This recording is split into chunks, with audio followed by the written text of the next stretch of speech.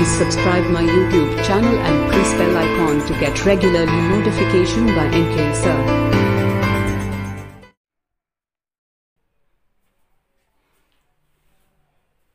Welcome dear students. चर्चा कर रहे थे अपन पिछली क्लास में एटॉमिक स्ट्रक्चर के बारे में, जिसमें थॉमसन ने सबसे पहले परमाणु मॉडल दिया।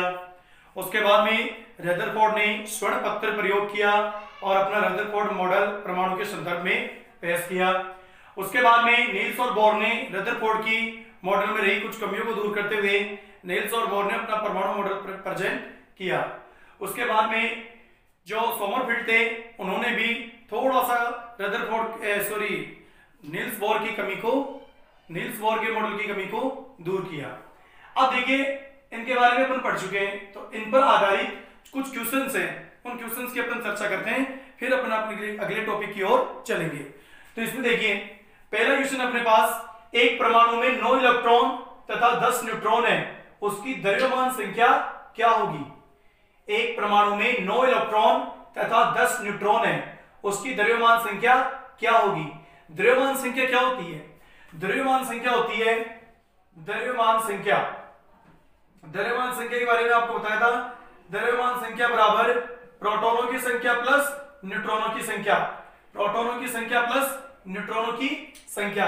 अब बात आती है कि यहां पर प्रोटॉन कितने हैं, न्यूट्रॉन कितने हैं। तो देखो, जितना प्रोटॉन होता है उतना ही परमाणु क्रमांक और इलेक्ट्रॉन, यानी कि कितना हो जाएगा 9 प्लस 10 न्यूट्रॉन, टोटल कितना हो जाएगा 19।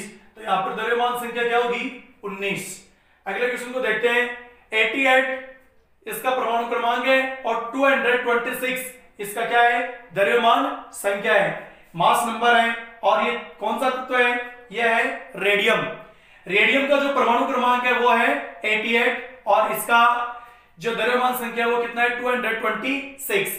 इस रेडियम के नाभिक में आपको न्यूट्रॉन और प्रोटॉनों की संख्या को बताना है कि न्यूट्रॉनों की संख्या कितनी होगी, प्रोटॉनों की संख्या कितनी होगी। तो देखिए, आपको इसमें बताना है न्यूट्रॉन और प्रोटॉनों की संख्या। तो सबसे पहले देखिए अपन, द्रव्यमान संख्या क्या होती है? द्रव्यमान संख्या होती है प्रोटॉन प्लस न्यूट्रॉन। तो द्रव्यमान संख्या कितनी दे रखी है अपने को? 226। तो ये तो होगी द्रव्यमान संख्या। प्रोटॉनों की संख्या, जो परमाणु क्रमांक होता है उतनी क्या होती है? प्रोटॉनों की संख्या। तो प्रोटॉनों की संख्या कितनी होगी? 88। तो प्रोटॉनों की संख्या प्लस न्यूट्रॉनों की संख्या यहां से अपन निकालेंगे। तो 226 माइनस 88 इक्वल n, यानी न्यूट्रॉनों की संख्या घटाएंगे 8 और ये कितना हो जाएगा? 3 और ये 1। तो न्यूट्रॉनों की संख्या कितनी आ गई? 138। क्या पूछा था? पहले किसका नाम है? न्यूट्रॉन और प्रोटॉनों की संख्या क्रमशः होगी या है? पहले न्यूट्रॉन और फिर प्रोटॉन। तो न्यूट्रॉनों की संख्या कितनी आई? 138 और प्रोटॉनों की संख्या कितनी है? 88। 138 88, यानी कि ऑप्शन सी इसमें क्या हो जाएगा? सही हो जाएगा। फिर बात करें अपन अगले क्वेश्चन की ओर। तो अगले क्वेश्चन में कहा है कि यदि कक्षा की संख्या n हो, यदि कक्षा की संख्या स्मॉल n हो, उससे व्यक्त की जाए तो कक्षा में अधिकतम इलेक्ट्रॉनों की संख्या क्या होगी? तो कक्षा में अधिकतम इलेक्ट्रॉनों की संख्या क्या होगी? आपको पता है कक्षा में अधिकतम इलेक्ट्रॉनों की संख्या होगी 2n²। क्या होती है? 2n²। किसी भी कक्षा में अधिकतम इलेक्ट्रॉनों की संख्या कितनी होती है? 2n²। तो यहां पर ऑप्शन सी हो जाएगा करेक्ट। बात आती है फिर न्यूक्लियर साइज की, परमाणु के नाभिक का आकार। तो परमाणु के नाभिक का आकार 10⁻⁵ m का मतलब है मीटर, 10⁻⁹ मीटर, 10⁻⁻10 मीटर और 10⁻⁻15 मीटर। तो यहां पर डी ऑप्शन हो जाएगा करेक्ट, क्योंकि nuclear size of atom, nuclear size of atom यानी परमाणु के नाभिक का जो आकार होता है वो होता है 10⁻⁻15 मीटर। इसके बाद बात आती है कि सर्वप्रथम एटॉमिक मॉडल किसने प्रेजेंट किया? सर्वप्रथम परमाणु मॉडल है वो किसने दिया?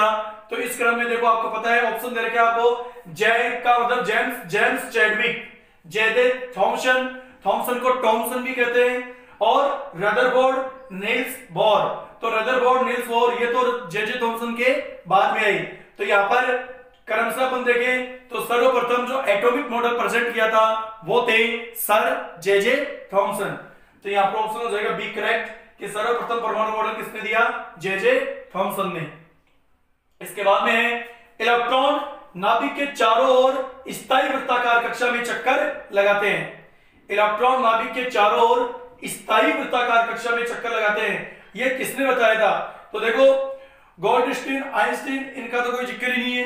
बात आती है इन दो पे, क्योंकि इन दोनों में से किसी ने परमाणु मॉडल दिया नहीं था, नील्स बोर और रदरफोर्ड। तो रदरफोर्ड ने किया था स्वर्णपत्र प्रयोग, तो उसमें उन्होंने ये नहीं बताया था कि परमाणु किस प्रकार की कक्षाओं में चक्कर लगाते हैं। तो परमाणु स्थायी यानी स्टेबिलिटी जो सर्किल शेप की कक्षा है उसमें चक्कर लगाते हैं, यानी कक्षा कैसी हो? स्टेबिलिस हो।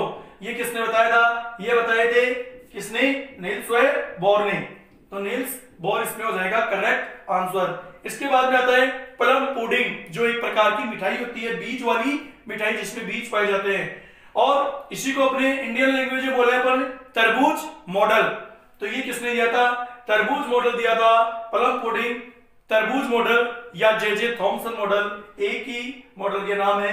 तो यहां पर ऑप्शन हो जाएगा ए, प्लम पुडिंग या तरबूज मॉडल पेश किया था किसने? जे थॉमसन ने। इसके बाद में अपन चर्चा करें अगले क्वेश्चन नंबर 8 की ओर। ये कह रहा है किसी परमाणु के बाह्यतम कक्षा में, किसी परमाणु के बाह्यतम कक्षा में कितने इलेक्ट्रॉन रह सकते हैं?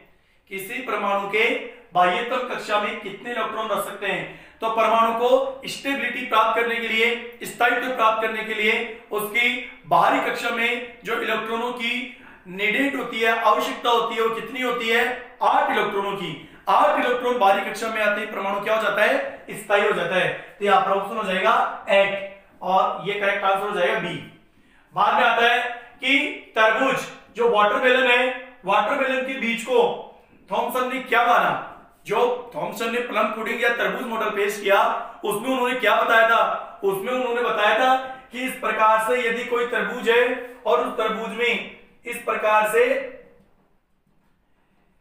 ये तो उसका क्या हो गया? वो हिस्सा जो ग्रेवी रेड कलर का जो खाने योग्य है और उसके बीच में इस प्रकार से ये बीज पाए जाते हैं।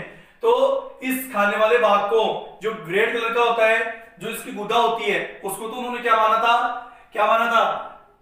पूरा धनावेश, कि ये परमाणु का क्या है? ये परमाणु का पूरा क्या है? धनावेश है। यानी इनको तो माना था उन्होंने प्रोटॉन, और जो ये बीज थे इन बीज को उन्होंने क्या माना था? इलेक्ट्रॉन, जो कि नेगेटिव चार्ज लिए हुए रहते हैं। तो इलेक्ट्रॉन ये था। तरबूज के बीज को थॉमसन ने क्या माना? इलेक्ट्रॉन। यहां पर ऑप्शन हो जाएगा ए। इसके बाद में आता है कि डिस्कवरर ऑफ इलेक्ट्रॉन, इलेक्ट्रॉन के खोजकर्ता, इलेक्ट्रॉन के खोजकर्ता कौन थे? तो इसके लिए देखो आपको एक छोटी ट्रिक बता देता हूं। ईटा पग नाचे, ईटा पग नाचे, ये ध्यान रखना। ई का मतलब इलेक्ट्रॉन और टा का मतलब देखो थॉमसन को अपन थॉमसन भी कहते हैं, थॉमसन बोल दो चाहे थॉमसन बोल दो, एक ही बात है। तो इलेक्ट्रॉन को खोज किसने की? थॉमसन ने। पै का मतलब प्रोटॉन, गै का मतलब गोल्डस्टीन, प्रोटॉन की खोज किसने की? गोल्डस्टीन ने। और ना का मतलब न्यूट्रॉन, चे का मतलब चैडविक, न्यूट्रॉन की खोज किसने की? जेम्स चैडविक ने। तो यहां पर अपना प्रश्न है इलेक्ट्रॉन की खोजकर्ता, तो इलेक्ट्रॉन के खोजकर्ता कौन थे? थॉमसन या थॉमसन एक ही बात है। इसके बाद में आता है इलेक्ट्रॉन का द्रव्यमान, मास ऑफ इलेक्ट्रॉन कितना है? तो इलेक्ट्रॉन के द्रव्यमान की बात करें तो 9.1 इंटू 10 की पावर -27 kg। फिर है 9.1 इंटू 10 की पावर -31। ये करेक्ट होता कब? जब यहां पर क्या लगा हुआ था? जीएम मींस ग्राम, यहां पर होता केजी किलोग्राम होता, तब तो ये ऑप्शन क्या होता? सही, लेकिन ये ग्राम में है तो ये गलत है। फिर है 9.1 इंटू 10 की पावर -28 ग्राम, तो यहां पर ग्राम में क्या हो जाएगा? -28। देखो मैं आपको इसको फिर से बता देता हूं, इसका एक्चुअली जो द्रव्यमान होता है वो होता है 9.1 इंटू 10 की पावर -31 kg, और जब इसको अपन द्रव्यमान में चेंज करते हैं तो इंटू 1000 का मतलब 10 की घात 3, तो 10 की घात 3 इसमें जुड़ेगी, तो ये क्या हो जाएगा? 9.1 इंटू 10 की घात -31 प्लस ये घात जुड़ जाएगी 3, तो 9.1 इंटू 10 की घात हो जाएगा माइनस का 28 कितना हो जाएगा माइनस का 28 ग्राम। ये किसमें कन्वर्ट हो जाएगा ग्राम में। तो यहाँ ऑप्शन सी हो जाएगा करेक्ट। 9.1 इंटू 10 की पावर माइनस 28 ग्राम। ध्यान रखना अगर किलोग्राम में होता तो ये होता 9.1 इंटू 10 की पावर माइनस 31 किलोग्राम। किलोग्राम में होता माइनस 31 पावर में, ग्राम में होगा माइनस 28 पावर में। अगला क्वेश्चन है नील्स बोर ने इलेक्ट्रॉन के स्थायी वृत्ताकार पथों को क्या कहा। नील्स बोर ने जो इलेक्ट्रॉन कहा कि इलेक्ट्रॉन स्थायी वृत्ताकार कक्षाओं में क्या लगाते हैं चक्कर लगाते हैं। नील्स बोर ने ये कहा था और ऐसा अपने क्वेश्चन में कर चुके हैं। देखो यहाँ पे किया था कि स्थायी कक्षा में चक्कर लगाते हैं, किसने बताया था नील्स बोर ने। तो नील्स बोर ने बताया कि स्थायी वृत्ताकार कक्षा में इलेक्ट्रॉन चक्कर लगाते हैं तो उन स्थायी वृत्ताकार कक्षाओं को या पथों को, पथ यानी रास्ता, उन स्थायी वृत्ताकार पथों को उन्होंने क्या कहा। तो देखिए सबसे पहला है एनर्जी लेवल, ऊर्जा स्तर, ये उन्होंने कहा था। कोष, कोष भी उन्होंने कहा था। और कक्षा जनरल शब्द है, ये भी उन्होंने कहा था। तो इसमें ऑप्शन हो जाएगा डी, उपरोक्त सभी। नील्स और बोर ने इलेक्ट्रॉन के स्थायी वृत्ताकार पथों को ऊर्जा स्तर भी कहा, कोष भी कहा, कक्षा भी कहा, यानी कि उपरोक्त सभी।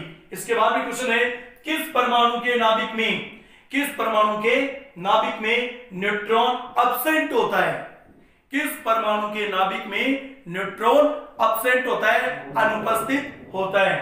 तो परमाणु के नाभिक में न्यूट्रॉन अनुपस्थित हो तो वो परमाणु कौन सा है, हाइड्रोजन। आपको बता दूं हाइड्रोजन के नाभिक में न्यूट्रॉन अब्सेंट होता है, हाइड्रोजन में न्यूट्रॉन नहीं होता है।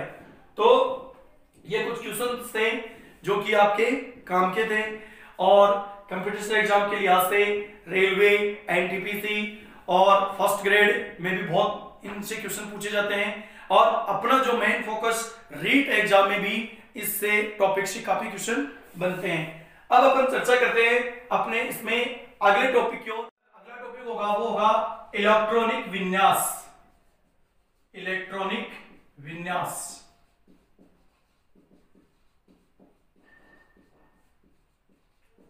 अगला टॉपिक अपना इलेक्ट्रॉनिक विन्यास, जिसको अंग्रेजी में अपन बोलते हैं इलेक्ट्रॉनिक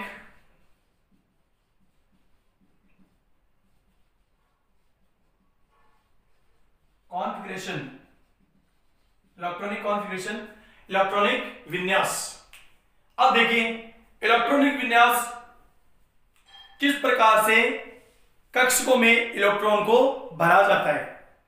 इसके लिए अपने को पता होना चाहिए कि कक्षक कौन कौन से होते हैं, किस किस प्रकार के कक्षक होते हैं। तो देखिए अपने जो कक्षक होते हैं उसके लिए मैं आपको बिल्कुल सिंपल सा एक तरीका बताता हूं। अपने पास 4 प्रकार के कक्षक होते हैं, एस कक्षक, पी कक्षक, डी कक्षक और एफ कक्षक। तो सबसे पहले देखो अपन कक्षकों की चर्चा करते हैं।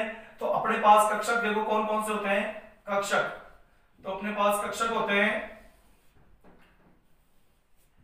एस कक्षक, पी कक्षक, डी कक्षक और एफ कक्षक, ये अपने पास कक्षक होते हैं। अब देखिए इन कक्षकों में अधिकतम इलेक्ट्रॉनों की संख्या कितनी होती है। भाई एस कक्षक में मैक्सिमम नंबर ऑफ इलेक्ट्रॉन कितने होंगे, पी कक्षक में अधिकतम इलेक्ट्रॉन कितने होंगे, डी कक्षक में अधिकतम इलेक्ट्रॉन कितने होंगे और एफ कक्षक में अधिकतम इलेक्ट्रॉन कितने होंगे। तो यहां पर मैं लिख देता हूं अधिकतम इलेक्ट्रॉनों की संख्या, अधिकतम इलेक्ट्रॉनों की संख्या, अधिकतम इलेक्ट्रॉनों की संख्या।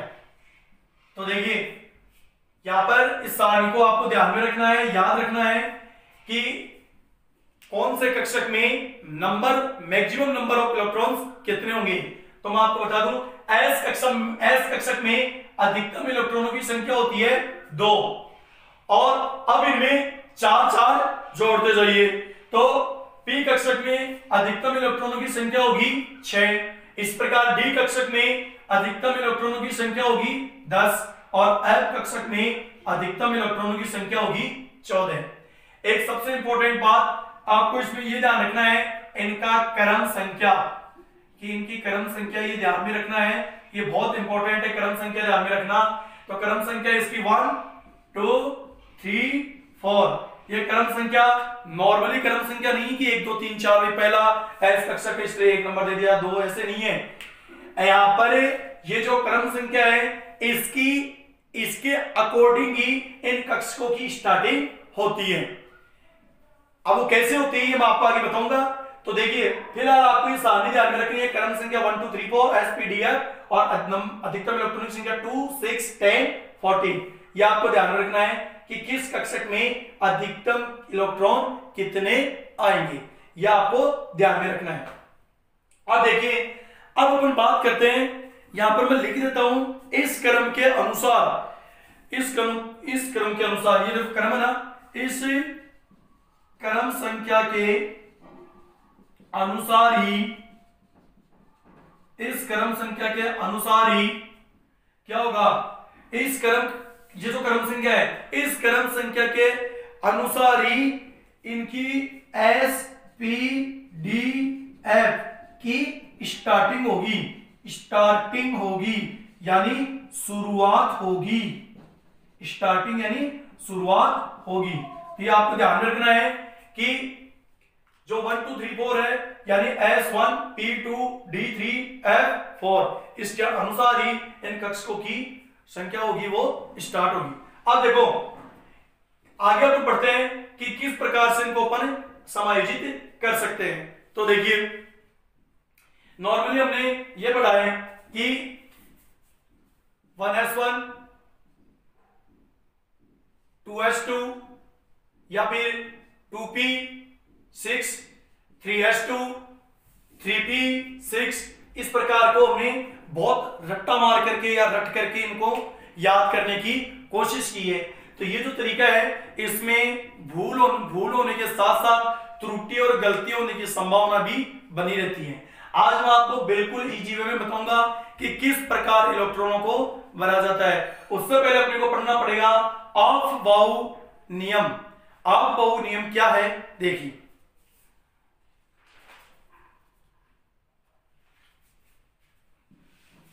तो पढ़ेंगे पर इलेक्ट्रॉन भरने के नियम।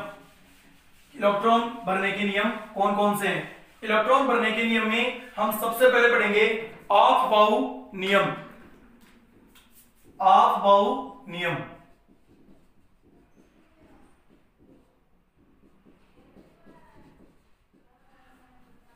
इसको ऑफबो नियम भी कहते हैं, इसको ऑफबो नियम भी कहते हैं। तो मैं आपको बता दूं यहां पर अफबाऊ या ऑफबो ये किसी व्यक्ति का नाम नहीं है, ये किसी व्यक्ति का नाम नहीं है। अफबाऊ एक शब्द है, अफबाऊ एक शब्द है जिसका अर्थ होता है, अफबाऊ एक शब्द है जिसका अर्थ होता है, क्या अर्थ होता है इसका? बढ़ता हुआ क्रम। अफबाऊ एक शब्द है जिसका अर्थ होता है बढ़ता हुआ क्रम। अफबाऊ एक शब्द है जिसका अर्थ होता है बढ़ता हुआ क्रम।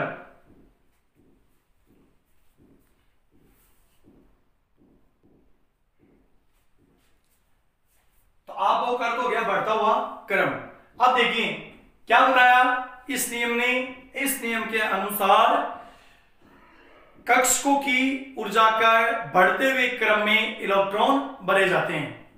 कक्षकों की ऊर्जा का बढ़ता हुआ क्रम, कक्षकों की ऊर्जा का बढ़ता हुआ क्रम, कक्षकों की ऊर्जा का बढ़ता हुआ क्रम क्या होता है ये क्रम? तो देखो 1s, इसके बाद में 2s, इसके बाद में 2p, इसके बाद में 3s, इसके बाद में 3p, इस प्रकार से ये कक्षकों की ऊर्जा का बढ़ता हुआ क्रम होता है। यानी कक्षकों की ऊर्जा के बढ़ते हुए क्रम में इलेक्ट्रॉन भरे जाते हैं। ये अफबाऊ के नियम के अनुसार बताया गया कि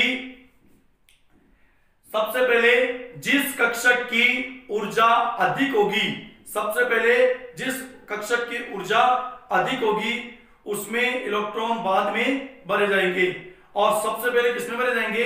जिस कक्षक की ऊर्जा कम होगी। यानी इन्होंने क्या बताया? सर्वप्रथम कम ऊर्जा वाली, सर्वप्रथम कम ऊर्जा वाले कक्षक में इलेक्ट्रॉन, सर्वप्रथम कम ऊर्जा वाले कक्षक में इलेक्ट्रॉन भरे जाएंगे। सर्वप्रथम कम ऊर्जा वाले कक्षक में इलेक्ट्रॉन भरे जाएंगे। उसके बाद अधिक ऊर्जा वाले, फिर उससे अधिक ऊर्जा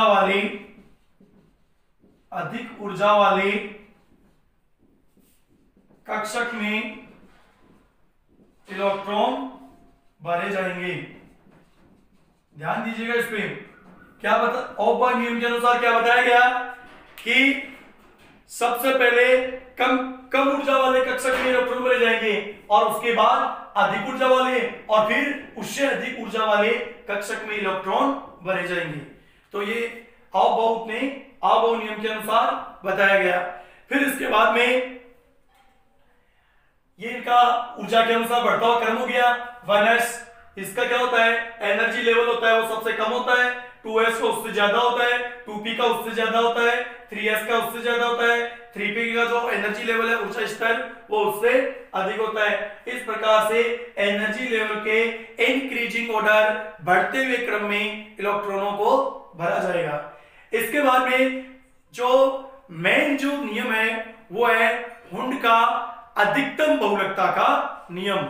हुंड का अधिकतम बहुलकता का नियम, हुंड ने देखो क्या बताया,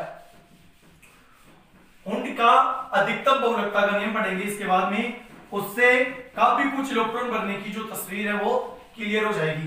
तो हम लिखेंगे हुंड का अधिकतम बहुलकता का नियम, हुंड का अधिकतम बहुलकता का नियम, हुंड का अधिकतम बहुलकता का नियम। तो देखो इस नियम में हुंड ने क्या बताया, इस नियम में हुंड ने बताया कि प्रत्येक जो कक्षक है ऑर्बिटल है उसमें इलेक्ट्रॉन पहले अयुग्मित रूप से भरे जाएंगे। अब यहां पर एक शब्द आ गया अयुग्मित। अयुग्मित शब्द का अर्थ क्या होता है, देखो अयुग्मित, अगर अयुग्मित शब्द का अपन अंग्रेजी के अनुसार अर्थ देखें तो यह होता है अनपेयरिंग, अनपेयरिंग, और सीधा सा हिंदी भाषा में देखें तो बिना जोड़े के, बिना जोड़े के। यानी कि हुंड ने बताया कि पहले जो क्या होगा कक्षक है उन कक्षकों में इलेक्ट्रॉन है वो कैसे भरे जाएंगे, अयुग्मित रूप से भरे जाएंगे, और उसके बाद में कक्षकों में इलेक्ट्रॉन जो भरे जाएंगे वो युग्मित रूप से भरे जाएंगे। दोबारा सुनिएगा, हुंड ने क्या बताया, हुंड ने बताया कि जब तक सभी कक्षकों में अयुग्मित रूप से इलेक्ट्रॉन न भर जाएं, जब तक सभी कक्षकों में अयुग्मित रूप से अनपेयरिंग बिना जोड़े के रूप में इलेक्ट्रॉन न भर जाए तब तक युग्मन जोड़े के रूप में, तब तक युग्मन यानी जोड़े के रूप में इलेक्ट्रॉन भरे नहीं जा सकते हैं। यह हुंड ने बताया। जैसे कि मैं आपको बताऊं कि इस प्रकार से अपने ऑर्बिटल होते हैं। ये मान लीजिए क्या है 1s हो गया, ये अपना हो गया क्या 2s हो गया, ये अपना चलो ये तो s तो सेम हो गया। एक तो ले लेते हैं अपन s कक्षक, इसको इस प्रकार से लेते हैं। देखिए ये तो हमने ले लिया s कक्षक, फिर हमने ले लिया ये p कक्षक, फिर हमने ले लिया ये d कक्षक। ध्यान से देखिए इसमें कितने कॉलम होते हैं 2, यानी कितने कक्षक होंगे 2। इसके 2 भाग होते हैं, इसमें कितने भाग होते हैं 3, इसमें कितने भाग होंगे 5, इसमें कितने भाग होंगे 5 भाग होंगे। अब देखिए ये हो गया अपना d कक्षक s p d। अब देखो s में अधिकतम इलेक्ट्रॉन कितने आ सकते हैं 2, p में अधिकतम कितने आ सकते हैं 6 और d में अधिकतम इलेक्ट्रॉन कितने आ सकते हैं 10। मान लीजिए आपके पास कोई ऐसा तत्व है जिसके अनुसार आपको इलेक्ट्रॉन भरने हैं कितने 5, कितने इलेक्ट्रॉन भरने हैं 5 इलेक्ट्रॉन आपको भरने हैं। तो देखिए 5 इलेक्ट्रॉन भरने के लिए आप क्या करोगे, मान लीजिए डी कक्षक में आपको 5 इलेक्ट्रॉन भरने हैं, तो आप डी कक्षक में 5 इलेक्ट्रॉन भरने के लिए 1 2 3 4 5, मैं कह रहा हूं ये जो मान लीजिए कोई ऐसा तत्व है जिसके टोटल की बात नहीं कर रहा हूं मैं, केवल डी कक्षक की बात कर रहा हूं। मान लीजिए कोई ऐसा तत्व है जिसके डी कक्षक में 5 इलेक्ट्रॉन आने हैं, तो 1 2 3 4 5 ये सभी क्या है, अयुग्मित रूप से है, तो पहले अयुग्मित रूप से भरे जाएंगे। मान लीजिए यहां पर डी पर 5 न होकर के कितना होता, 8 होता, कितना होता, 8 होता, तब क्या होता 1 2 3 4 5 ये तो हो जाते अयुग्मित रूप से। फिर अपन करते ये छठवां, ये सातवां और ये आठवां, यानी कि जितने भी भाग हैं कक्षक में, जितने भी भाग हैं, जैसे एस कक्षक में 2 भाग हैं, पी कक्षक में 3 भाग हैं और डी कक्षक में 5 भाग हैं, तो प्रत्येक भाग में पहले अयुग्मित रूप से बिना जोड़े के इलेक्ट्रॉन भरे जाएंगे और उसके बाद में अगर और बचता है तो फिर क्या होगा, इलेक्ट्रॉनों का युग्मनन प्रारंभ होगा। तो युग्मन प्रारंभ हुआ तो यहां पर जैसे पहले 5 था तो एक एक अयुग्मित रूप से आ गए। मान लीजिए 8 है डी कक्षक में, तो फिर 5 को आगे अयुग्मित रूप से, फिर छठवां, सातवां, आठवां, यानी स्टार्टिंग के जो 3 भाग हैं उनमें फिर इलेक्ट्रॉनों का क्या हो जाएगा, युग्मन बनना प्रारंभ हो जाएगा। इसी प्रकार मान लीजिए यहां पर आपके पास कितने हैं, आपके पास आगे मान लीजिए इसमें 5 आगे, 5 इलेक्ट्रॉन, और आपने क्या कर दिया 2 4 और ये 5, तो ये तरीका क्या होगा, सही होगा या गलत। तो देखो इसको अगर देखें अपन, तो पहले तो अपन क्या भरे, अयुग्मित रूप से एक एक भरे, तो ये तो हो गया अयुग्मित रूप से 3, अब कितने हैं 5 है, तो ये चौथा, ये 5वां, यानी ये तरीका सही है। मान लीजिए आपके पास आ जाए इसमें कितने, इसी की बात कर रहा हूं, इसमें मान लीजिए आ गया आपके पास 4 आ गया और आपने कर दिया 2 और ये 4, तो ये तरीका बिल्कुल गलत है। आपने क्या कर दिया, शुरू के 2 भागों में ये 2 कर दिए, 2 कर दिए 4 और हो गए स्पीकर की, ये कंप्लीट हो गया। ऐसा नहीं है, पहले क्या करोगे, पहले इसमें अयुग्मित रूप से इलेक्ट्रॉन भरोगे, तो ये 1, ये 2 और ये 3, और अब चौथा कहां जाएगा, युग्मन के रूप में। समझ में आ गई होगी बात। एक एग्जांपल और ले लेता हूं आपके सामने।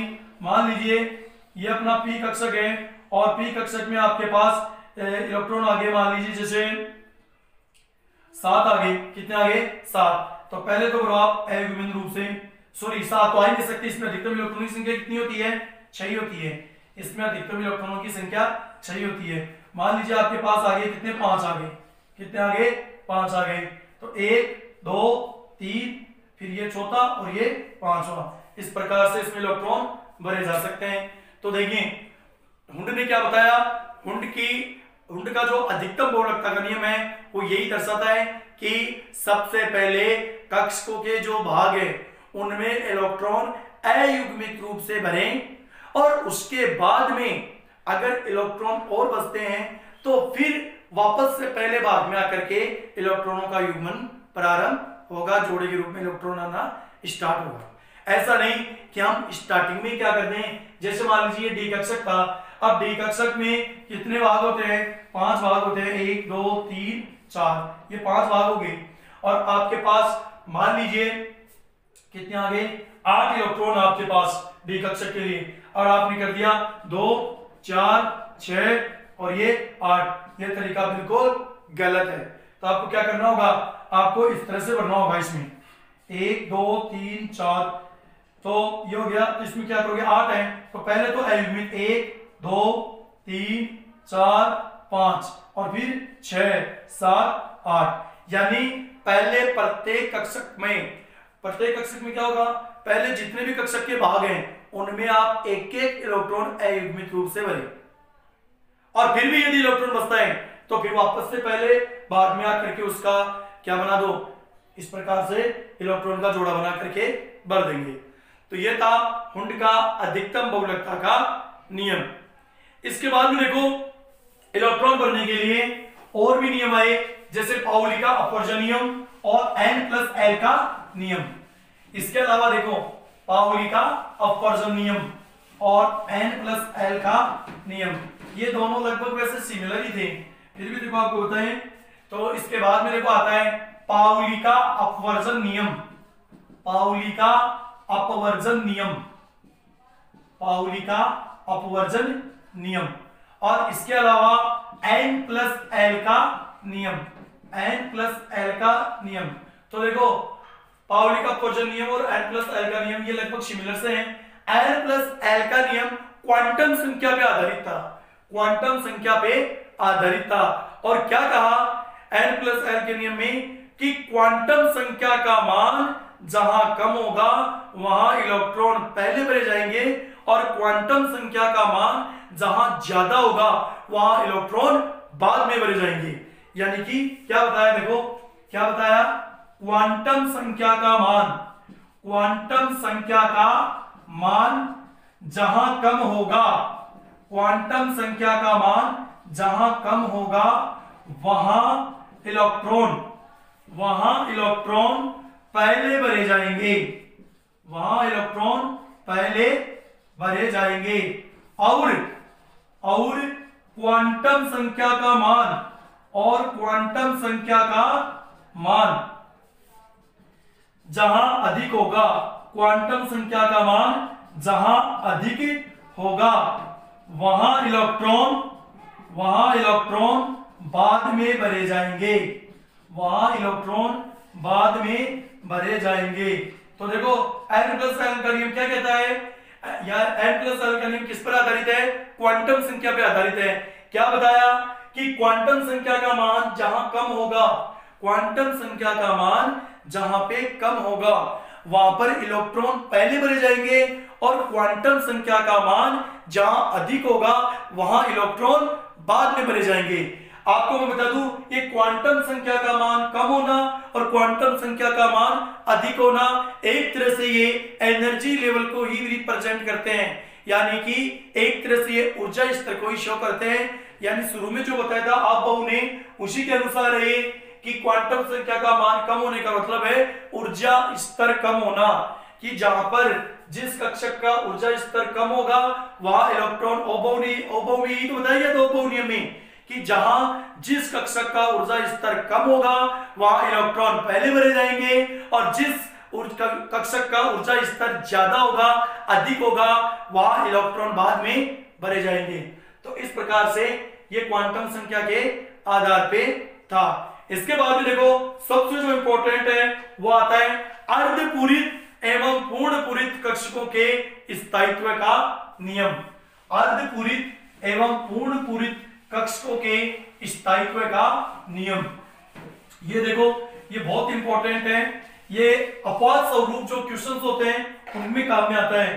तो अपना जो अगला नियम है वो है अर्धपूरित एवं पूर्ण पूरित, अर्धपूरित एवं पूर्ण पूरित कक्षकों के स्थायित्व का नियम।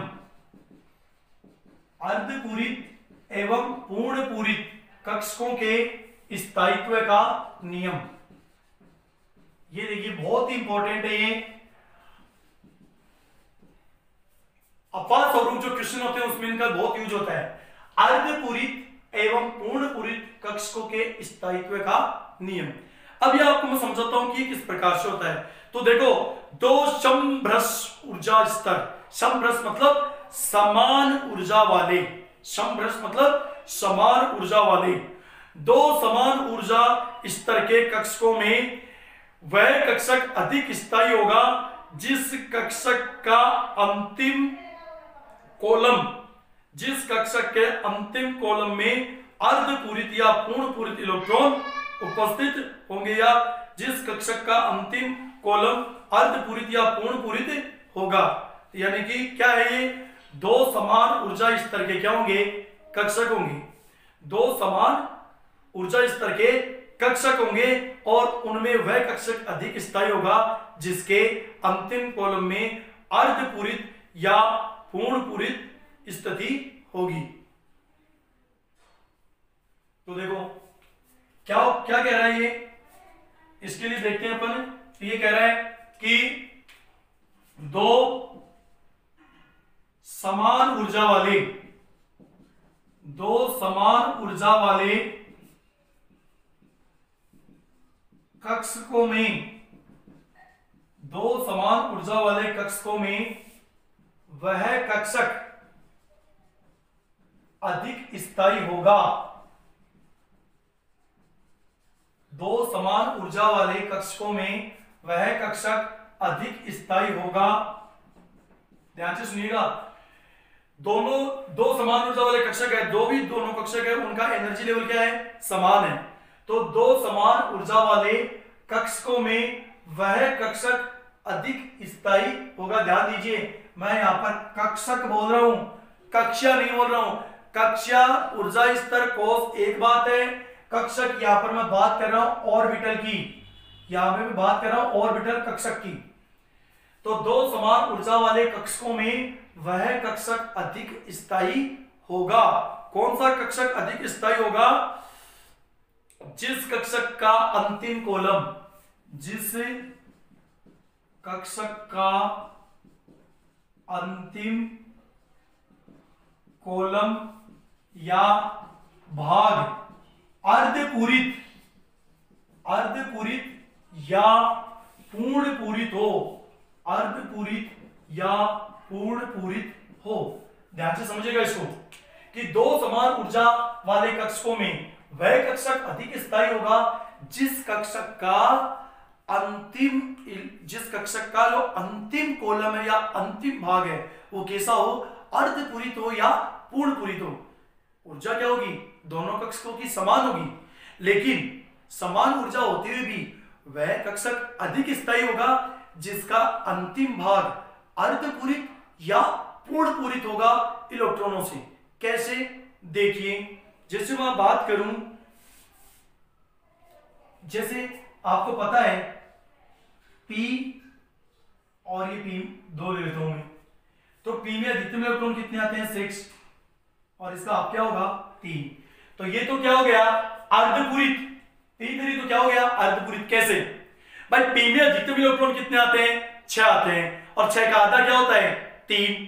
तो P3, अगर P3 आ जाए अर्धपूरित, P6 आ जाए पूर्णपूरित। भाई अर्धपूरित 6 का आधा हो गया 3, पूर्णपूरित 6 के 6, तो ये स्थिति आती है। तो देखिए ये स्थिति किसको दर्शाती है? P कक्षक के स्थायित्व को। या फिर स्थिति क्या आएगी? जैसे ये तो P कक्षक की बात होगी। D की बात करें तो D में अधिकतम इलेक्ट्रॉन कितने होते हैं? ये D में अधिकतम इलेक्ट्रॉन कितने होते हैं? 10। अधिकतम इलेक्ट्रॉन कितने होते हैं? 10, और हाफ क्या होगा? 5। यानी अंतिम भाग क्या हो? D5 हो या D10 हो।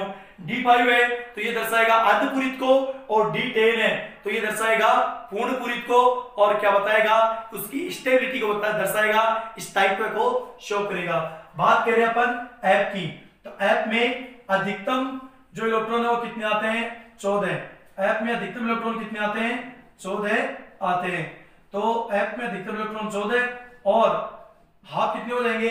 7। यानी ये तो हो गया अर्धपूरित, ये हो गया पूर्णपूरित। ये अर्धपूरित और ये पूर्णपूरित, जो कि किसको शो करेंगे?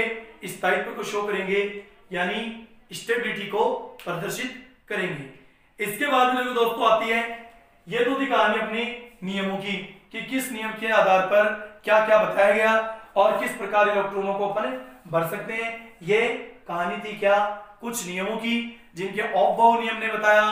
ऑफ-बाउ नियम हमने पढ़ा, पाउली अपवर्जन नियम, n+n क्वांटम संख्या का, और सबसे इंपॉर्टेंट अर्धपूरित और पूर्णपूरित कक्षकों के स्थायित्व का नियम हमने पढ़ा।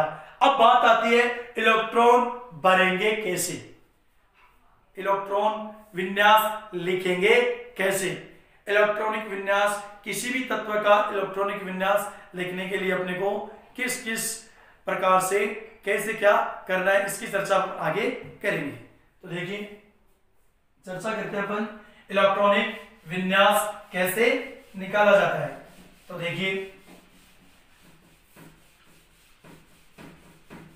अपने जो कक्षक हैं उन कक्षकों को आपको रटने की आवश्यकता नहीं है। इसका एक सिंपल सा तरीका मैं आपको बताता हूं कि देखिए, स्कूल होते हैं, स्कूल सभी स्कूल होते हैं, और उनमें कुछ स्कूल पब्लिक स्कूल होते हैं, कुछ स्कूल पब्लिक स्कूल होते हैं, और कुछ क्या होते हैं? डिजिटल पब्लिक स्कूल होते हैं, और कुछ क्या होते हैं? डिजिटल पब्लिक स्कूल, और फिर आते हैं क्या कि फेमस डिजिटल स्कूल होते हैं कुछ। तो इसको इस प्रकार से आपको ध्यान में रखना है।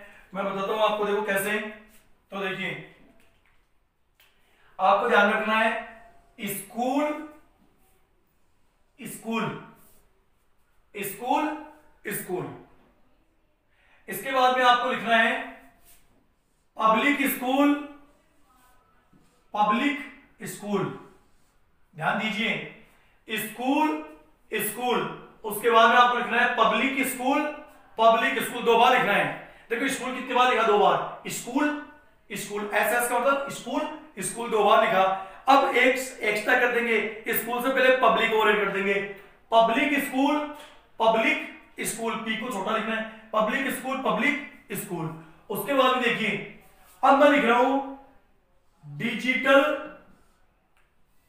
अब मैं लिख रहा हूं डिजिटल पब्लिक स्कूल। तो देखो फिर से डिजिटल पब्लिक स्कूल। एक चीज देखिए यहां पर, मैं हर चीज को दो बार लिख रहा हूं। स्कूल, स्कूल दो बार लिखा, पब्लिक स्कूल, पब्लिक स्कूल दो बार लिखा, स्कूल, स्कूल दो बार, पब्लिक स्कूल, पब्लिक स्कूल दो बार लिखा। फिर क्या लिखा? Digital public school. देखो पहले लिखा स्कूल, स्कूल, फिर मैंने लिखा पब्लिक स्कूल, यानी मैंने एक एक्स्ट्रा कर दिया पब्लिक, पब्लिक स्कूल, और फिर पब्लिक स्कूल दो बार लिखा। अब पब्लिक स्कूल से पहले मैंने एक वर्ड और ले लिया डिजिटल, तो digital public school, digital public school. इसके बाद में इसके पहले एक और ले लेता हूं, famous digital public school, famous digital public school. एक बार फिर से लिखूंगा, फेमस डिजिटल पब्लिक स्कूल। ध्यान से देखिएगा, हर चीज को मैंने डबल बार लिखा है, एक एक्स्ट्रा उसमें ऐड किया है। स्कूल, स्कूल सिंपल था, फिर मैंने पी को ऐड किया पब्लिक के लिए, पब्लिक स्कूल दो बार लिखा। फिर मैंने इसमें डिजिटल और कन्वर्ट किया, तो digital public school, digital public school. पहले पब्लिक, पहले स्कूल था, पब्लिक जुड़ा, अब डिजिटल और जुड़ गया, तो और पहले वाला वैसे की वैसे रहेगा, डिजिटल पब्लिक स्कूल ऐसे कैसे। फिर इसको एक बार और लिखो, डिजिटल पब्लिक स्कूल। अब इसमें एक और ऐड कर देंगे, क्या? Famous, famous digital public school, famous digital public school. अब यहां पर बात आएगी, वो मैंने आपको शुरू में बताया था क्रम संख्या की, तो उसमें मैंने क्या कहा था कि SPDF इन कक्षकों की जो स्टार्टिंग है वो इन्हीं संख्या के क्रम संख्या के आधार पर होगी। तो मैंने आपको याद होगा क्या बताया था, मैंने आपको बताया था मैंने आपको बताया था SPDF, और यहां लिखा था 1 2 3 4। तो यह आपको समझना है, यहां पर एस कक्षक की जो स्टार्टिंग होती है वो 1 से होती है। ध्यान से सुनना मेरी बात, एस कक्षक की स्टार्टिंग होगी वो 1 से होगी, जबकि पी कक्षक की स्टार्टिंग होगी वो 2 से होगी, डी कक्षक की स्टार्टिंग 3 से होगी, और एफ कक्षक की स्टार्टिंग 4 से होगी। तो देखिए सबसे पहले एस कक्षक, एक्स कक्षक की स्टार्टिंग किससे होती है? 1 से होती है। ध्यान से सुनना, एस कक्षक की स्टार्टिंग कहां से होगी? 1 से। तो देखिए ये 1s, ये 1, ये 2, 1 से स्टार्टिंग कर दी है मैंने, एस कक्षक की स्टार्टिंग 1 से की है, 1 2, ये 3, ये 4, ये 5, ये 6, ये 7 और ये 8। दोबारा देखिए 1 2 3 4 5 6 7 8। इसके बाद में चर्चा करते हैं किसकी? पी की स्टार्टिंग कहां से होगी? 2 से। पी की स्टार्टिंग कहां से होगी? 2 से। तो देखिए पी की स्टार्टिंग करते हैं, तो पी कहां पर है? तो पी इसमें नहीं है, तो पी स्टार्ट होता है यहां से, तो यहां हो जाएगा 2 से स्टार्टिंग होगी इसकी। ध्यान रखना, पी कक्षा की स्टार्टिंग 2 से होगी, पी यहां से आ रहा है, ये आ गया पहली बार पी, लेकिन स्टार्टिंग यहां पर जैसे एस पे 1 आया क्योंकि 1 से स्टार्टिंग होती है, पी की स्टार्टिंग किससे होती है? 2 से। तो पहली बार जहां पी आ रहा है वहां क्या लगेगा? 2। तो ये 2 और फिर ये 3, फिर आगे ये क्या हो जाएगा? 4 और फिर ये 5 और फिर आगे चले तो ये क्या हो जाएगा? 6, फिर आगे चले तो ये 7 हो गया। इसके बाद में देखो अब कौन बचा? डी। तो डी की स्टार्टिंग कहां से होगी? 3 से। ध्यान दीजिए डी की स्टार्टिंग कहां से होगी 3 से। अब वैसे इसमें देखो डी पहली बार कहां आ रहा है, नहीं है, तो डी पहली बार यहां आ रहा है और डी की स्टार्टिंग किससे है 3 से, तो ये हो जाएगा 3D, ये हो जाएगा 4D और ये हो जाएगा 5D और इसके बाद में ये हो जाएगा 6D। इसके बाद में बात करते हैं किसकी, अपन एफ की। किसकी बात करते हैं, एफ की। तो एफ की स्टार्टिंग कहां से होगी 4 से, तो एफ देखो इसमें नहीं है, इसमें भी नहीं है, एफ इसमें भी नहीं है, तो एफ आएगा इसमें। तो एफ की स्टार्टिंग होगी 4 से, तो 4F और फिर ये 5F। तो देखिए बड़ा सिंपल है, ध्यान से दोबारा सुनिएगा इसको। आपको सबसे पहले ये लिखने का क्रम पता होना चाहिए, लिखना कैसे है, स्कूल स्कूल, फिर पब्लिक स्कूल पब्लिक स्कूल, और फिर इसमें एक और ऐड कर देंगे digital public school digital public school. उसके बाद में famous digital public school famous digital public school. ऐसे हर जो क्रम है उसको 2 बार रिपीट करना है। स्कूल एक बार और रिपीट कर दिया, स्कूल, पब्लिक स्कूल फिर से पब्लिक स्कूल 2 बार रिपीट हो गया, डिजिटल पब्लिक स्कूल एक बार, डिजिटल पब्लिक स्कूल दूसरी बार, फेमस डिजिटल पब्लिक स्कूल एक बार, फेमस डिजिटल पब्लिक स्कूल 2 बार। तो ये इस प्रकार से इनको अपन शो कर देंगे। अब बात आती है इनमें इलेक्ट्रॉन्स की संख्या की। तो इलेक्ट्रॉन्स की संख्या आपको पता है कि एस कक्षक में अधिकतम इलेक्ट्रॉन कितने होते हैं, एस कक्षक में अधिकतम जो इलेक्ट्रॉन होते हैं वो कितने होते हैं 2 होते हैं, और पी कक्षक में 6 होते हैं, और डी कक्षक में 10 होते हैं, और एफ कक्षक में कितने होते हैं 14 होते हैं। तो ये तो आपको पता है।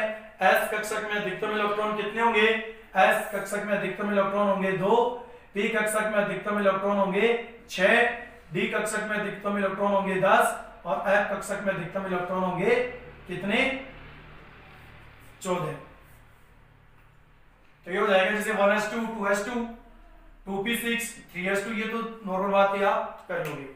तो इस प्रकार से ये आपको सिस्टम याद करना चाहिए, कोई रटने की जरूरत नहीं है, कोई कुछ भी करने की जरूरत नहीं है, सिर्फ सिंपल सा याद रखो फंडा है। School school public school public school, digital public school digital public school, famous digital public school famous digital public school, ये आपको ध्यान में रखना है। और इस हिसाब से अपन किसी भी तत्व का जो इलेक्ट्रॉन है वो भर सकते हैं, इलेक्ट्रॉनिक विन्यास लिख सकते हैं। तो देखो अब बात करते हैं अपन इलेक्ट्रॉनिक विन्यास की। तो सबसे पहले मैं आपके सामने एक एग्जांपल लेके बताता हूं। तो देखिए एग्जांपल लेते हैं किसका, अपन सोडियम का लेते हैं। चलिए सोडियम का लेते हैं। तो सोडियम का जो परमाणु क्रमांक होता है वो कितना होता है 11 होता है। सोडियम का परमाणु क्रमांक कितना होता है 11। तो इलेक्ट्रॉनों की संख्या भी कितनी है 11। यहां पर मैं आपको एक चीज बताना चाहूंगा, सोडियम जैसे आपने देखा होगा कार्बन को सी से दर्शाते हैं, हाइड्रोजन को H से दर्शाते हैं, हीलियम को He से दर्शाते हैं, लिथियम को Li से दर्शाते हैं, सिलिकॉन को Si से दर्शाते हैं, कैल्शियम को Ca से दर्शाते हैं, क्लोरीन को Cl से दर्शाते हैं, फ्लोरीन को F से दर्शाते हैं, ऑक्सीजन को O से दर्शाते हैं। लेकिन यहां पर अपन देखें सोडियम को Na, जबकि सोडियम का देखें तो मीनिंग होता है SODIUM। तो आपको बता दूं ये Na इसलिए दर्शाया जाता है क्योंकि सोडियम का जो लैटिन भाषा में नाम है वो होता है नेट्रियम। सोडियम का लैटिन भाषा में जो नाम होता है वो होता है नेट्रियम, और नेट्रियम से लिया गया है Na। इसी प्रकार आपको एक और बताता हूं मैं, जैसे पोटेशियम। अब पोटेशियम को देखें अपन तो P होना चाहिए, जबकि पोटेशियम का क्या होता है K होता है। इसका रीजन क्या है, क्योंकि पोटेशियम का जो लैटिन भाषा में नाम है वो क्या होता है कैलियम होता है, और लैटिन भाषा के कैलियम नाम से इसमें पोटेशियम के लिए K का यूज होता है। अब देखिए सोडियम का इलेक्ट्रॉनिक विन्यास अपन लिखते हैं। तो देखिए कैसे लिखेंगे, सबसे पहले वही तरीका अपना S स्कूल स्कूल, ठीक है। बाद में पब्लिक स्कूल हो जाएगा, 11 ही तो इलेक्ट्रॉन है तो इतने में हो जाएगा। अब देखिए, अब अपने को क्या करना है, अब अपने को एस की स्टार्टिंग कहां से होगी, 1 से, तो 1 2 3 4। पी की स्टार्टिंग कहां से होगी, 2 से, तो ये 2 और ये 3। इलेक्ट्रॉनों की बात करते हैं अब, तो देखिए एस कक्षक में अधिकतम इलेक्ट्रॉनों की संख्या कितनी होती है, 2। एस कक्षक में अधिकतम इलेक्ट्रॉनों की संख्या कितनी होती है, 2 होती है, तो ये हो गया 1s2। फिर से एस कक्षक आ गया तो वापस इलेक्ट्रॉनों की अधिकतम संख्या कितनी होगी, 2 होगी। एस कक्षक में अधिकतम इलेक्ट्रॉनों की संख्या 2 होती है, तो पहले एस आया तो अधिकतम इलेक्ट्रॉनों की संख्या 2, दोबारा फिर एस आ गया तो मैक्सिमम नंबर ऑफ इलेक्ट्रॉन्स कितने हो गए, 2 हो गए। फिर आता है पी, तो पी में कितने हो गए, 6। पी में मैक्सिमम नंबर ऑफ इलेक्ट्रॉन्स कितने होते हैं, 6, तो 6 और 2 8, 8 और 2 10। अब देखिए अपने पास टोटल इलेक्ट्रॉन कितने हैं, नंबर ऑफ इलेक्ट्रॉन सोडियम के लिए कितने हैं, 11। तो अब अपने को क्या करना पड़ेगा, 3s में केवल एक ही बढ़ना पड़ेगा, 3s में केवल एक ही बढ़ना पड़ेगा। अब देखिए 1 और 6 7, 7 to 9, 9 to 11, और ये अपने काम की नहीं है, इनको अपन मिटा देंगे। तो इस प्रकार से सोडियम का इलेक्ट्रॉनिक विन्यास हम लिख सकते हैं, ठीक है। इसके बाद में अपन चर्चा करेंगे, लगभग स्टार्टिंग से ले लेते हैं, उनका इलेक्ट्रॉनिक विन्यास लिखते हैं और फिर चर्चा करते हैं अपन कुछ अपवादों की, जैसे क्रोमियम और कॉपर। ध्यान रखना, क्रोमियम और कॉपर के इलेक्ट्रॉनिक विन्यास आपको मैं जरूर बताऊंगा, बहुत ही इंपॉर्टेंट है। क्रोमियम और कॉपर का इलेक्ट्रॉनिक विन्यास लगभग कंपटीशन एग्जाम में पूछा जाता है, उसकी चर्चा करेंगे।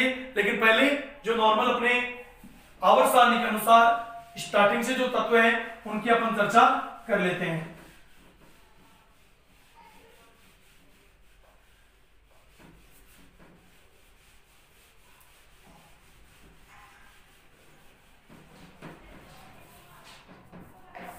तो देखिए, सबसे पहले अपन बात करेंगे हाइड्रोजन की। सबसे अपन पहले बात करेंगे किसकी, हाइड्रोजन की। हाइड्रोजन, इसका जो परमाणु क्रमांक होता है वो क्या होता है, 1 होता है। फिर बात करते हैं अपन किसकी, हीलियम की। हीलियम का परमाणु क्रमांक 2। बात करते हैं किसकी, लिथियम की, इसका होता है 3। तो देखो ये हो गया हाइड्रोजन, हीलियम, लिथियम। इसके बाद में आता है बेरिलियम, इसके बाद में आता है बेरिलियम और इसका परमाणु क्रमांक होता है 4। इसके बाद में आता है बोरोन, बोरोन का परमाणु क्रमांक होता है 5। बोरोन का परमाणु क्रमांक कितना होता है, 5। इसके बाद में आता है कार्बन, कार्बन का परमाणु क्रमांक कितना होता है, 6। और कार्बन के बाद में 7 नंबर पे कौन आता है, नाइट्रोजन। नाइट्रोजन, नाइट्रोजन का परमाणु क्रमांक कितना होता है, 7। और इसके बाद में चर्चा करेंगे अपन किसकी, 8 नंबर पे। 8 नंबर पे कौन होता है, ऑक्सीजन। 8 नंबर पे कौन होता है, ऑक्सीजन। और 9 नंबर पे कौन होता है, फ्लोरीन। 9 नंबर पे कौन होता है, फ्लोरीन होता है। 10 नंबर की बात करें तो 10 नंबर पे क्या होता है, नियोन। 10 नंबर पे क्या होता है, नियोन। 11 नंबर पे नाइट्रोजन, जिसकी चर्चा भी हमने की थी, 11 पे होता है नाइट्रोजन। 12 नंबर की बात करें तो 12 नंबर पे दोस्तों अपने पास क्या आता है, मैग्नीशियम। 12 नंबर पे अपने पास क्या होगा, मैग्नीशियम। 12 नंबर पे आता है अपने पास मैग्नीशियम। 13 नंबर पे अपने पास क्या आएगा, एल्यूमिनियम। 13 नंबर पे अपने पास क्या आएगा, एल्यूमिनियम। 14 नंबर पे अपने पास आएगा सिलिकॉन। 14 नंबर पे अपने पास क्या आएगा, सिलिकॉन। और 15 नंबर पे अपने पास सिलिकॉन के बाद में आता है अपने पास, देखो 13 नंबर पे एल्यूमिनियम, 14 नंबर पे सिलिकॉन और 15 नंबर पे अपने पास आता है फास्फोरस। 15 नंबर पे अपने पास क्या आता है, फास्फोरस। और 16 नंबर पे दोस्तों अपने पास आता है सल्फर। 16 नंबर पे अपने पास क्या आता है, सल्फर। 17 नंबर की बात करें तो अपने पास आता है क्लोरीन। 18 नंबर की बात करें तो अपने पास आता है ऑर्गन। और बहुत है इतने। 17 नंबर की बात करें तो 17 नंबर पे अपने पास क्या आएगा, ये हो गया सल्फर। 17 नंबर पे क्लोरीन। 17 नंबर पे अपने पास क्या आएगा, क्लोरीन। और 18 नंबर पे अपने पास क्या आएगा, ऑर्गन। 18 नंबर पे अपने पास आएगा ऑर्गन। ये लीजिए, तो इनको अब थोड़ा सा लिख देते हैं सही तरीके से। ये तो हो गई इसकी table.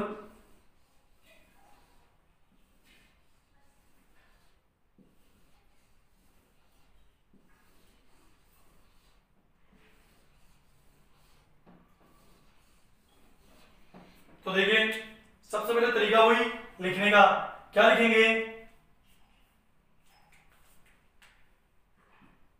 S S school school, यहां पर school school public school public school school school public school, ये चल जाएगा, इतना काम अभी तक 3 तक ही है तो चल जाएगा ये स्कूल स्कूल पब्लिक स्कूल, फिर स्कूल स्कूल पब्लिक स्कूल, फिर स्कूल स्कूल पब्लिक स्कूल, फिर स्कूल स्कूल पब्लिक स्कूल। इसके बाद बात करते हैं इसकी ऑक्सीजन के लिए। तो देखिए ऑक्सीजन के लिए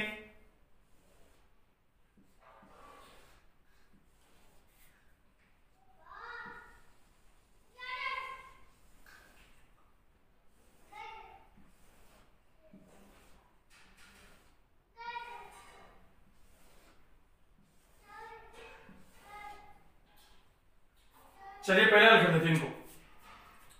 इसका इलेक्ट्रॉनिक विन्यास लिखे हाइड्रोजन।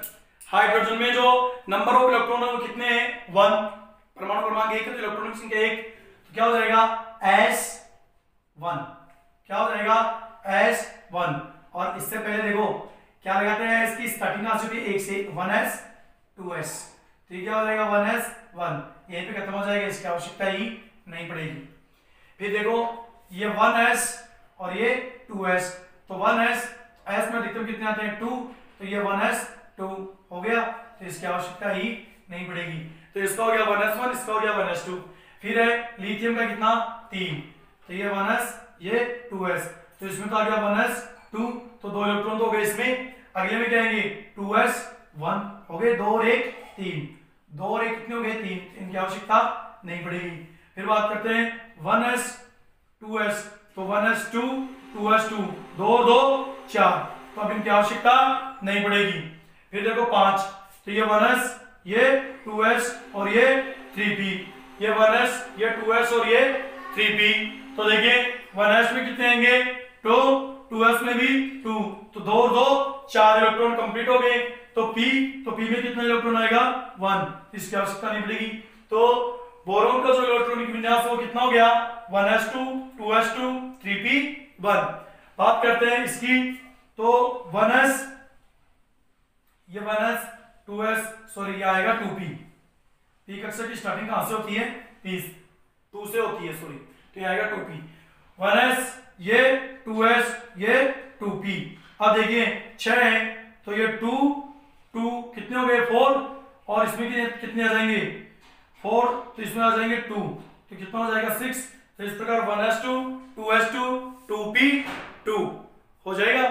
अब देखिए नाइट्रोजन में कितने इलेक्ट्रॉन है 7, तो क्या हो जाएगा ये तो हो जाएगा 1s ये 2s ये 2p, तो इससे काम चल जाएगा। तो 1s2 2s2, तो 2 2 4 इलेक्ट्रॉन, और p कक्षक में कितने आ जाएंगे 3, तो 2p3। बात करते हैं हम किसकी ऑक्सीजन की।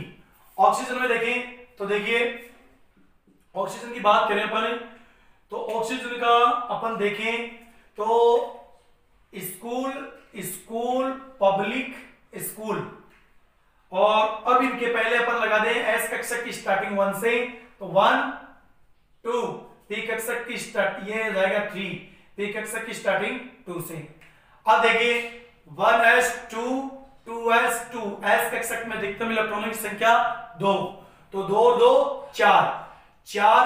अब अपने पास कितने हैं 8 है, तो पी कक्षक में अधिकतम इलेक्ट्रॉन कितने आ सकते हैं 6, पी कक्षक में अधिकतम इलेक्ट्रॉन कितने आते हैं 6, तो कितना हो जाएगा 2 और 2 4 की कमी है, तो यहाँ कितना हो जाएगा 4, इसकी आवश्यकता नहीं पड़ेगी। फिर आता है अपने पास क्या फ्लोरीन, तो इसमें क्या होगा वही स्कूल पब्लिक स्कूल, इसमें भी लिख देते हैं, चलो स्कूल पब्लिक स्कूल। फिर इसमें लिख देते हैं school, school, public, school, school, school, public, school. फिर इसमें school, school, public, school, public, school, school, school, public, school, public, school, school, school, public, school, public, school, school, school, public, school, public, school. फिर school, school, public, school, public, school, school, school, public, school, public, school. अब देखिए, अब इनके number लिख देते हैं।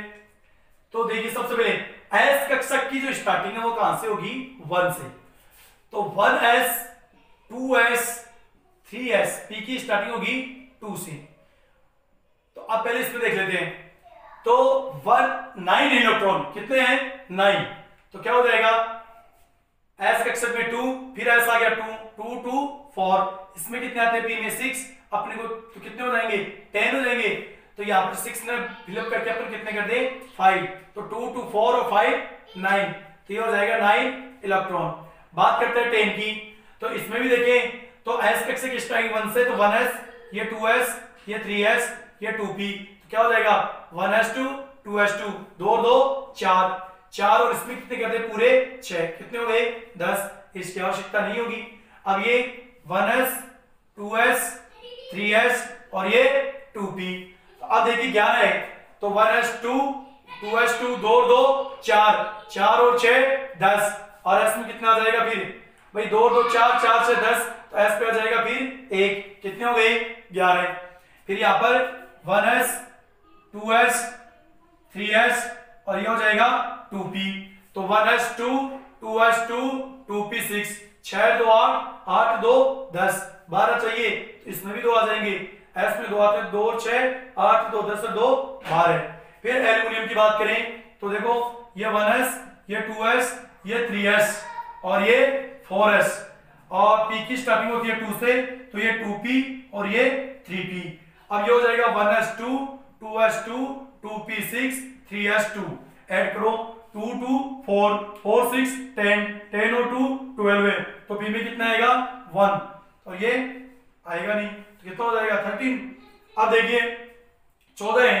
तो पहले तो 1s, 2s, 3s और ये 4s। अब p के हिसाब से देखें तो ये 2p, ये 3p। अब देखो 1s, 1s में 2, s में फिर 2, p में 6, s में 2। कितना हो गया? 2 और 2 4, 4 6 10, 10 और 2 12। तो p में कितना आ जाएगा? 2। कितने हो गए? 14। ये नहीं आएगा काम में। वापस से ये 1s, ये 2s, ये 3s, ये 4s और ये हो जाएगा 2p, ये 3p। तो ये 2 2 4, 4 6 10, 10 और 2 12, 12 और 3 15, 4s काम में आएगा नहीं। अब बात करते हैं सल्फर की। तो सल्फर में देखें तो वही 1s, ये 2s, ये 3s, ये 4s, ये हो जाएगा 2p, ये हो जाएगा 3p, ये 2, ये 2 4, 4 और 6 ये 10, 10 और ये कितना हो गया? 2 12 है, 12 है और इसमें कितने आ जाएंगे? 4। कितना हो गया? 16। इसके बाद में दोस्तों चर्चा करते हैं आगे किसकी? ये क्लोरीन है, सॉरी ये स्मॉल एल है, क्लोरीन। तो क्लोरीन की चर्चा करें तो देखो 1s, 2s, 3s, 4s, ये 2p, ये 3p। तो 2 2 4, 4 6 10, 10 और 2 12, 12 और 5 17। तो ये आ जाएगा इसमें। 4s की आवश्यकता नहीं होगी। बात करें ऑर्गन की, ये 1s, ये 2s, ये 3s, ये 4s, ये 2p, ये 3p। तो ये हो जाएगा 2 2 4, 4 और 6 10, 10 और 2 12, 12 और 6 18। तो फिर से इसमें 4s की आवश्यकता नहीं होगी। इस प्रकार से ये हमने 18 तक के तत्वों के 1 से 18 तक के जो तत्व हैं उनका हमने इलेक्ट्रॉनिक विन्यास लिखा। ऐसे अपन आगे भी लिख सकते हैं। बिल्कुल इजी तरीका है, आपके समझ में आ गया होगा किस प्रकार से लिखना है। अब देखो मैंने आपको शुरू में कहा था इसके स्टार्टिंग में हम चर्चा करेंगे जो थोड़े से एग्जाम के हिसाब से बहुत इंपॉर्टेंट है। हम चर्चा कर रहे हैं किसकी? क्रोमियम की। तो देखो क्रोमियम का जो परमाणु क्रमांक होता है वो होता है 24। क्रोमियम का जो परमाणु क्रमांक होता है वो कितना होता है 24। तो क्रोमियम की चर्चा करते हैं अपन। देखो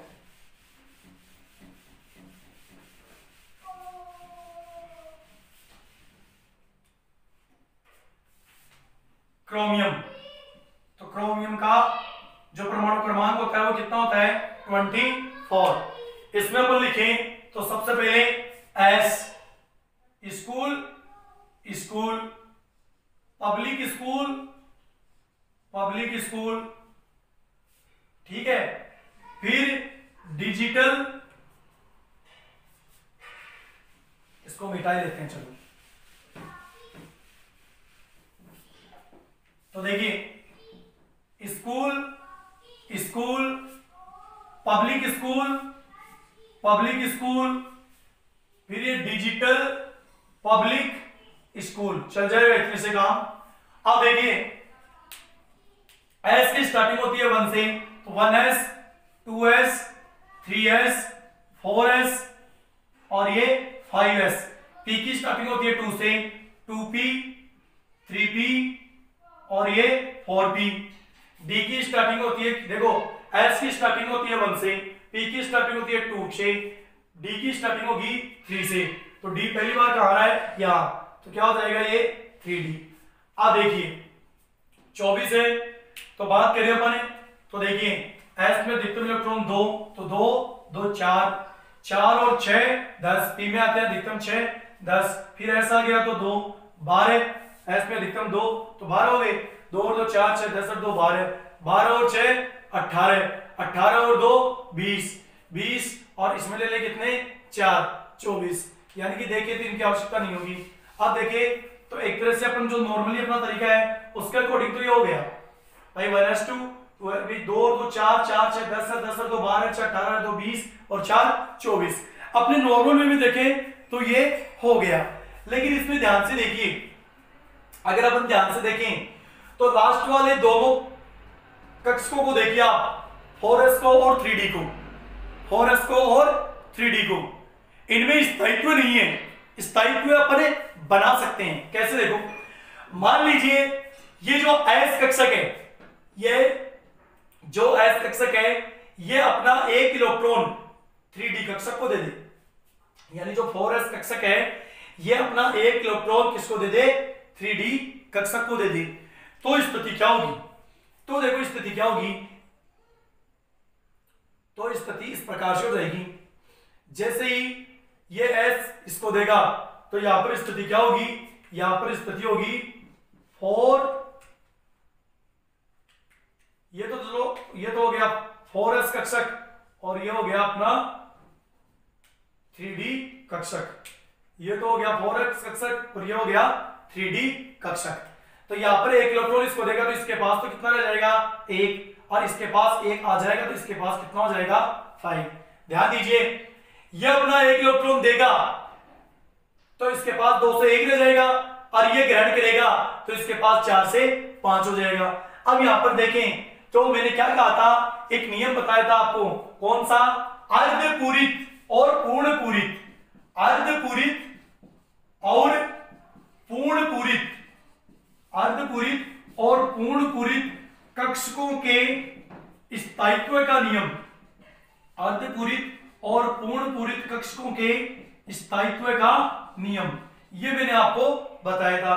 तो इसमें देखे अपन, तो ध्यान से देखिएगा, ये 3d4 डी कक्षक में अधिकतम इलेक्ट्रॉन कितने आते हैं 10, डी कक्षक में अधिकतम इलेक्ट्रॉन कितने आते हैं 10। तो अब अपन देखें तो यहां पर कितने हो गए 5 हो गए, 5 होने का मतलब ये क्या हो गया अर्धपूरित, क्या हो गया अर्धपूरित। तो यहां पर मैं ये कह सकता हूं कि जो क्रोमियम का इलेक्ट्रॉनिक विन्यास है, क्रोमियम का जो इलेक्ट्रॉनिक विन्यास है वो क्या होगा, क्रोमियम का इलेक्ट्रॉनिक विन्यास 24 क्रोमियम, इसका जो इलेक्ट्रॉनिक विन्यास है वो होगा इस तरह से, देखो S S school school public school school school public school public school और ये डी। अब देखिए एस की स्टार्टिंग होती है 1 से, तो 1s 2s 3s 4s, P की स्टार्टिंग होती है 2 से, 2p 3p 2p 3p हो गया और d की स्टार्टिंग किससे होती है 3 से। अब देखिए अपन इसमें तो 2 2 4 4 और 6 10 10 और 2 12 12 और 6 18 यहां पर होगा परिवर्तन 18 ये हो जाएगा 1 19 ये हो जाएगा 5 24। तो इस प्रकार से अपने पास क्रोमियम का जो इलेक्ट्रॉनिक विन्यास है वो ये प्राप्त होगा। ये अपने पास क्रोमियम का इलेक्ट्रॉनिक विन्यास आएगा 1s2 2s2 2p6 3s2 3p6 4s1 1s2 2s2 2p6 हो गया 3s2 हो गया 3p6 हो गया 4s1 हो गया 3d5 और यहां पर कौन सा नियम लगेगा अर्धपूरित कक्षकों के स्थायित्व का नियम अर्धपूरित कक्षकों के स्थायित्व का नियम। इस नियम की वजह से क्रोमियम का जो इलेक्ट्रॉनिक विन्यास है वो नॉर्मल वे में जो हो रहा था नॉर्मल वे में ये हो रहा था और लेकिन ये किसमें चेंज हुआ इसमें हुआ क्योंकि अंतिम जो प्रभाग था अंतिम जो कॉलम था अंतिम जो भाग था उसमें 4 इलेक्ट्रॉन आ रहे थे तो इससे ये एक इलेक्ट्रॉन लेकर के क्या हो गया अर्धपूरित नियम से स्थायित्व को प्राप्त हो गया। भाई डी में होते हैं 10 इलेक्ट्रॉन 10 का आप हो गया 5 तो 5 गेन करके 5 प्राप्त करके ये क्या हो गया अर्धपूरित कक्षकों के स्थायित्व में चेंज हो गया और इसका इलेक्ट्रॉनिक विन्यास हो गया ये अंतिम डी कक्षक की वजह से इसको क्या बोलेंगे अपन अर्धपूरित कक्षकों के स्थायित्व के नियम से ये अपना क्या होगा क्रोमियम का इलेक्ट्रॉनिक विन्यास। तो इसमें ध्यान रखना है। हाँ एक चीज और मान लीजिए यहां पर क्या होता 3d4 नहीं होता और 3d3 होता सपोज कीजिए यहां 3d3 होता फिर भी अपन क्या लेते इससे दोनों तो ले नहीं सकते क्योंकि दोनों ले लेंगे तो फिर इसका अस्तित्व खतरे में है तो लेंगे कितना एक अगर इससे लेते तो 3 से क्या हो जाता 4 हो जाता और 4 होने पर ये क्या नहीं होता अर्धपूरित भी नहीं होता पूर्णपूरित भी नहीं होता तब ये नियम नहीं लगता। ये नियम लगता है इस वजह से कि इसमें एक इलेक्ट्रॉन का ही हुआ एक इलेक्ट्रॉन आ गया ये हो गया। अब बात करते हैं अपन किसकी कॉपर की। कॉपर का आपको पता हो तो 29 कॉपर का जो परमाणु क्रमांक होता है वो होता है 29। तो बात करते हैं अपन किसकी कॉपर की।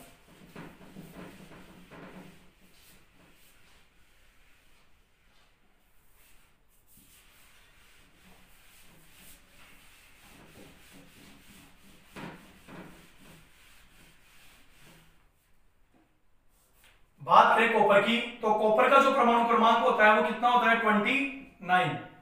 तो सबसे पहले लिख लेते हैं स्कूल पब्लिक स्कूल इसके बाद में डेली पब्लिक स्कूल। अब देखिए एस कक्षक की स्टार्टिंग 1 से 1s 2s 3s 4s और ये 5s। पी कक्षक की स्टार्टिंग होती है 2 से तो 2p 3p और ये 4p। डी कक्षक की स्टार्टिंग होती है किससे 3 से तो ये क्या हो जाएगा 3d हो गया। अब देखिए इसमें अधिकतम इलेक्ट्रॉन कितने आएंगे 2 एस कक्षक में तो 2 2 4 पी में आते हैं 6 तो कितना हो जाएगा 2 2 4 और 6 10 फिर ऐसा आ गया तो 2 12 फिर पी आ गया तो 6 18 फिर ऐसा आ गया तो 2 20 फिर डी आ गया तो डी में कितने आते हैं 10 आते हैं कितने आते हैं 10। तो देखिए 2 2 4 4 6 10 10 2 12 12 6 18 18 और 2 20 और इसमें पर कितने ले लें 9 कितने हो गए 29 यानी इनकी आवश्यकता नहीं पड़ेगी। तो ये हो गया अपने पास 29 यानी कि अपने पास ये आ रहा है लास्ट में आ रहा है 4s2 3d9 4s2 3d9 अपने पास आ रहा है। अब देखिए अपन क्या करें अपन क्या करते हैं देखो इसके इलेक्ट्रॉनिक विन्यास के लिए यहां पर देखें अगर s जो कक्षक है वहां से एक इलेक्ट्रॉन s कक्षक छोड़ दे त्याग कर दे तो इसके और ये क्या कर ले 4s कक्षक एक इलेक्ट्रॉन का त्याग कर दे और 3d कक्षक उसको क्या कर ले एक्सेप्ट कर ले ग्रहण कर ले तो इसके पास तो कितने हो जाएंगे 10 हो जाएंगे और इसके पास क्या हो जाएगा 1 हो जाएगा। तो तो 10 होते ही क्या हो जाएगा, डी में अधिकतम कितने आते हैं 10, और ये पूर्ण पूरित कक्षकों के स्थायित्व नियम से क्या हो जाएगा, स्थायित्व में चला जाएगा, स्थायी हो जाएगा। यानी कि अपन देखें तो इसका ये इस तरह से हो सकता है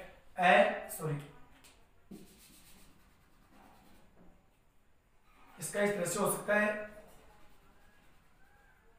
S S P S D. बात करें अपन 29 copper 1s 2s 3s 4s 2p 3p और ये 3d। तो अब ये हो जाएगा 1s2 2s2 और इसमें कितने आएंगे 6, इसमें कितने आएंगे 2, इसमें कितने आएंगे 6।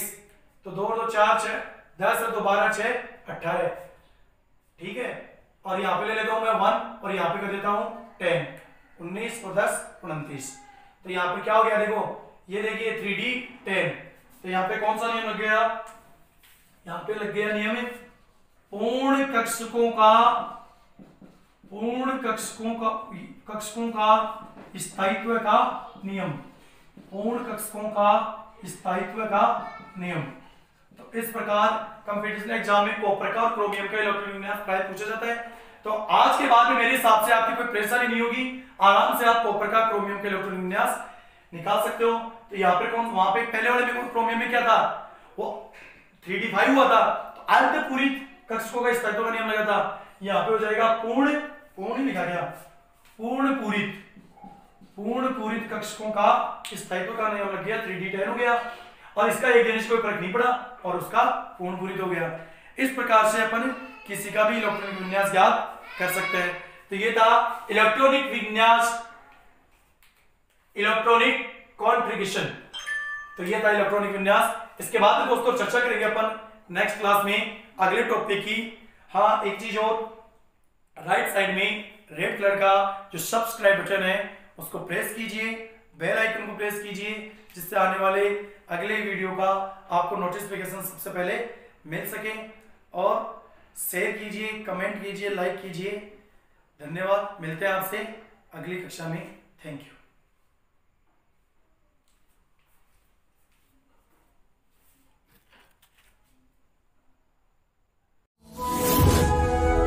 Thanks for watching video. Please subscribe YouTube channel and press bell icon.